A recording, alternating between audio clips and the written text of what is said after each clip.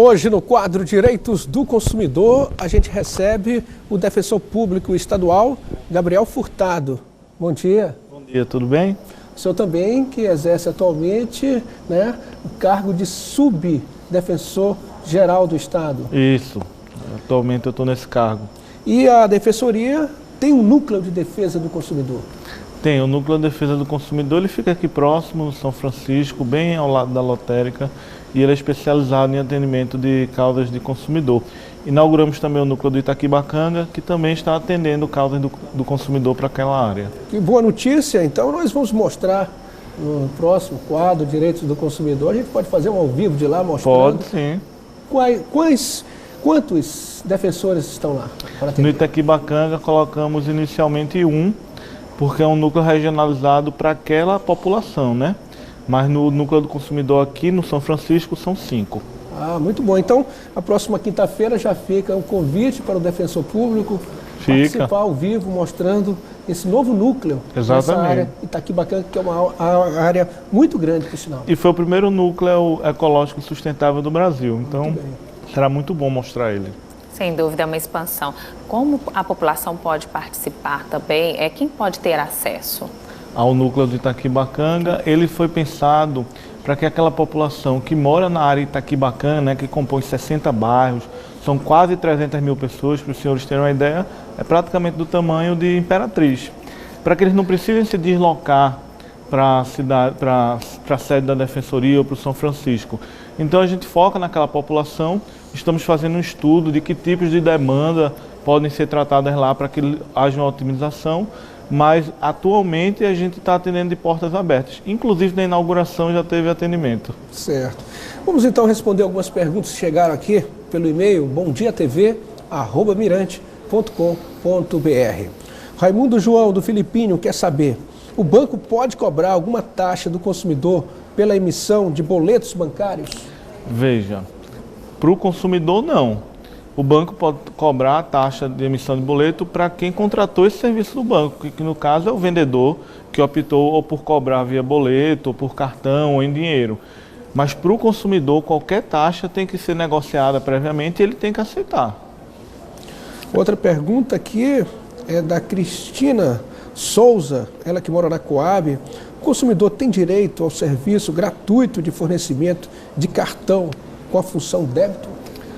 É interessante. Depende se ela tem uma conta poupança ou uma conta corrente. Se for uma conta corrente, é considerado pelo Banco Central um serviço essencial. E, portanto, ela tem direito sim a essa função débito de forma gratuita. Uma outra pergunta enviada por telespectador, ele diz: quando o consumidor é obrigado a pagar a tarifa de cadastro? Olha, essa tarifa de cadastro foi muito polêmica durante muitos anos, né? E hoje se permite cobrar no primeiro momento em relação com a instituição financeira. Então, assim, você vai fazer um cadastro junto ao banco, é permitida a cobrança, desde que ela não seja abusiva também.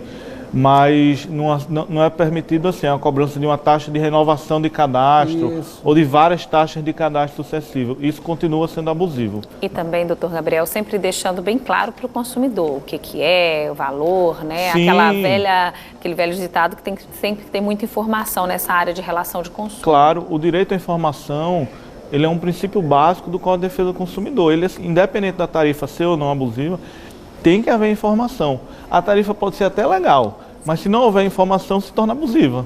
E esse cadastro? O consumidor, ele pode dizer: eu não quero que esse cadastro seja repassado para outra instituição financeira ou para alguma loja, para algum lugar. Essa é a grande polêmica hoje do mundo moderno, né, do direito digital que se chama. Olha, o consumidor ele tem direito ao sigilo dele. O que acontece é que em muitos contratos se tem lá, no meio daquele monte de informação, a autorização expressa do consumidor em fornecer isso. E esses dados eles são pagos, né? As empresas não dão para outra empresa de graça. Então, é um serviço também. Como é algo que influencia o direito daquele consumidor, esse tipo de informação tem que estar em destaque. E existem precedentes, principalmente de cortes internacionais, né, como cortes nos Estados Unidos, que já estão bem mais avançados nesse sentido, de indenização, caso isso não seja seguido. Olha, tem um outro telespectador que enviou, não se identificou, não explicou tão bem, mas ele quer saber como saber se está sendo cobrado indevidamente pelo banco. Olha, de fato, o consumidor ele também tem algumas responsabilidades, né? Ele precisa estar atento aos direitos dele, então ele precisa estar olhando o extrato, ele precisa estar questionando no banco aquela taxa, aquele pacote de serviços. Então, de repente, a gente já sabe algumas tarifas que são postas assim, sem querer, né? Como um seguro por cartão de crédito em caso de roubo, que isso é um absurdo. Mas, por coincidência, por exemplo, ontem eu descobri uma tarifa que está sendo cobrada indevidamente minha. Na sua conta? Saindo daqui eu vou resolver isso. Então, assim, o consumidor tem que ter esse tipo de atitude. Não é, assim, ser paranoico, mas é ser atento com o seu recurso. Qual é essa tarifa? O senhor pode falar? Uma de seguro. É a que eu dei o exemplo. Sim. Uma de seguro obrigatório por algo que a instituição financeira já tem que fazer. Porque eu não sou responsável pela segurança a segurança do cartão, né? Quem fez os chips, quem faz os protocolos de segurança é o banco. Se clonarem, eu não tenho que ser responsável por isso. Agora, por exemplo, aqui também o Martim Santos, ele que mora na área Itaquibacanga, ele mora no Anjo da Guarda, ele quer saber se o banco pode cobrar por tarifas surpresas do cliente. Olha, surpresa na relação banco-consumidor, só se for uma surpresa boa. Chegando agora no final do ano, a turma resolve quitar os financiamentos dos consumidores. Certo. Surpresa ruim, que é cobrança de tarifa ou qualquer outra coisa, não pode não. O direito à informação é um direito básico do consumidor e também a questão de ele ser previamente informado sobre a eventual cobrança, para ele anuir ou não, porque certamente isso é um serviço que o banco está cobrando, certo, ou qualquer outro fornecedor. Ele até deu um exemplo aqui, que o banco alegou que ele cobrou, que ele tirou muito extrato, né? Ultrapassou o limite dos extratos. Ele tem que verificar qual o tipo de conta dele, porque, por exemplo, a conta poupança, existe um limite de impressão daquele extrato, né? Principalmente no caixa eletrônico.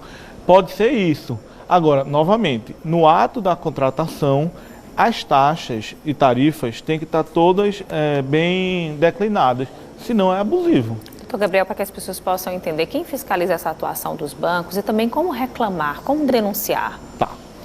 Hoje em dia, os grandes fiscalizadores, né, é o Banco Central, isso aí, enfim, é quem regulamenta os bancos. A gente também tem a Comissão Monetária Nacional, que fiscaliza muitas dessas questões mais burocráticas. Mas veja, qualquer órgão de defesa do consumidor pode e deve fiscalizar também, a Defensoria Pública, o Ministério Público, o PROCON. E aí, assim, vem um apelo ao consumidor, que eu acho que esse quadro é muito importante por conta disso também. Independente do tamanho da tarifa, independente do problema, é bom o consumidor denunciar, para que os órgãos de defesa do consumidor possam atuar, inclusive, coletivamente. Agora, a pergunta que muita gente quer saber, principalmente agora no fim de ano. Qual o tempo de tolerância nas filas? Até quanto tempo? E se extrapolar esse tempo, o que fazer? Como denunciar? Olha, existe a regulamentação para fila de banco, né? Mas, assim, filas em geral numa loja, não existe uma regulamentação assim, para numa loja de, sei lá, de brinquedo, quanto tempo você pode falar numa fila, principalmente agora no final do ano. Certo. É muito importante que o consumidor, ele não tenha uma atitude também, assim, belicosa, né? De tudo ele querer processar. Mas, de fato, existe uma regulamentação para fila de banco, agora para filas gerais, não. Que no caso é 30 minutos na fila de banco. Exatamente. Então tem que ter bom senso, né? O bom senso, ele permeia todas as relações jurídicas. Agora, em relações desiguais, é claro que a gente vai ter uma proteção extra para o direito do consumidor, que é, por isso, o direito à informação.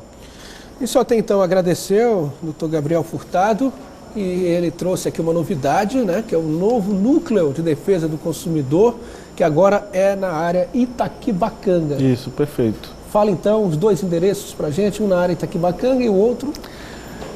No São Francisco, fica bem na Avenida Castelo Branco, ao lado da lotérica, próximo onde é o centro elétrico.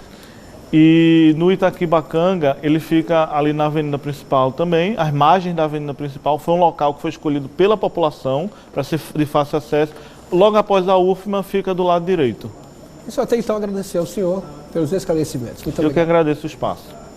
Olha, na quinta-feira tem mais direitos do consumidor, então envie a sua pergunta para o bomdiatv@mirante.com.br ou então para o nosso WhatsApp. Código de área é o 98, número 99101 6032.